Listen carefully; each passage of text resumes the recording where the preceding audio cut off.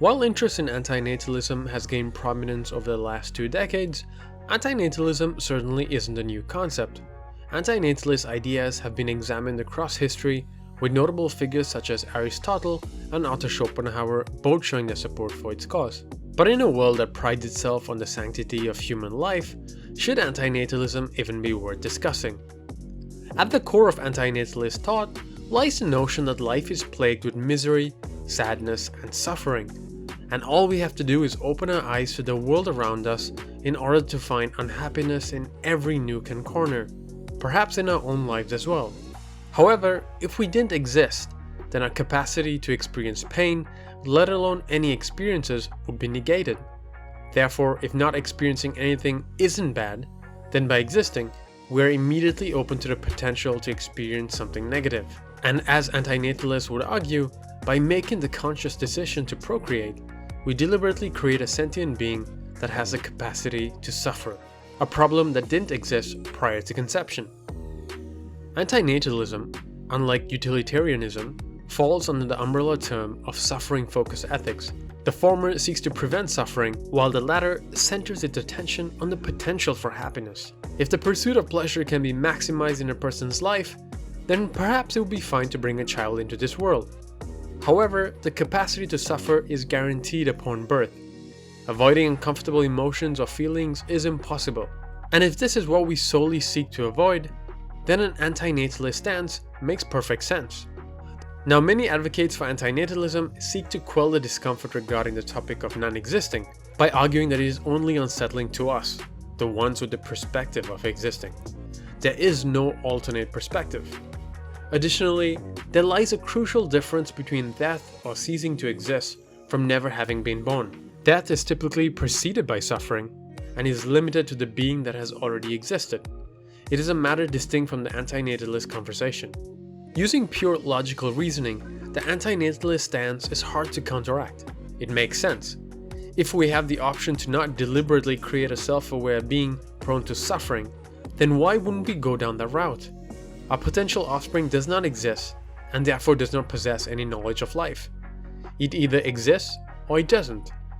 The offspring doesn't have any other option. But as responsible agents with the ability to make that choice, how do we substantiate our desire to bear children? The reasons for having children are numerous. Some claim that we are responsible for the continuation of the human race and have the obligation to procreate in order to guarantee humanity's survival. Others may not hold such a biological rationale, but will perhaps justify having children in order to obtain security in old age, to pass down private property or familial legacies, for companionship, to find a deeper meaning in life, to fulfill societal or cultural expectations, or simply to signify the bond between two people. For the rest, adopting the role of parenthood may have been purely accidental.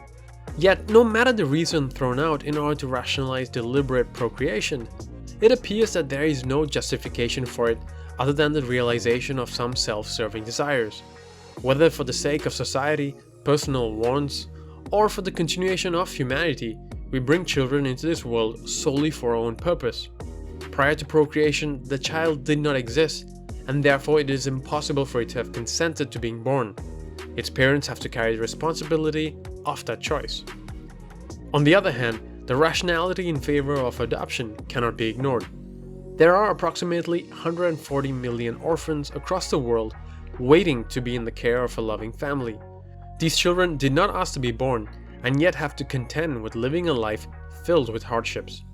We have the option of either creating a life and being accountable for its potential suffering by having added to the already overpopulated and resource-depleted Earth, or we can try to reduce the suffering of a child who already exists.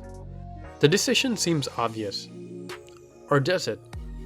The validation for antinatalism rests on the notion that we are in fact rational beings. And to put it quite simply, we're not. It's not often that we make decisions solely based on utility or absolute rationality. Most of the time we can't justify personal feelings. And when we make choices based on our own happiness, we may not always be deciding on the option that serves our greater interest. This is who we are, and that's okay. If we consistently strove towards a life of total rationality, we'd miss out on some of the most beautiful things in our world. Fine art and poetry are just some of the few elements that do not serve a clear, tangible function as a whole, but instead add richness to our individual lives. Antinatalism also places an enormous emphasis on avoiding suffering, but as an inescapable component of our life, our personal suffering allows us to appreciate life for what it is. For better or worse, suffering reminds us that we're alive, and that we need to seize every opportunity we have to pursue a life filled with meaning, whether this be fostering deep relationships or fighting for a just world. And if we can impart a healthy moral system on the lives of our future children, then perhaps there may be a chance that the world can change for the better. Now, this isn't meant to dismiss antinatalism in its entirety.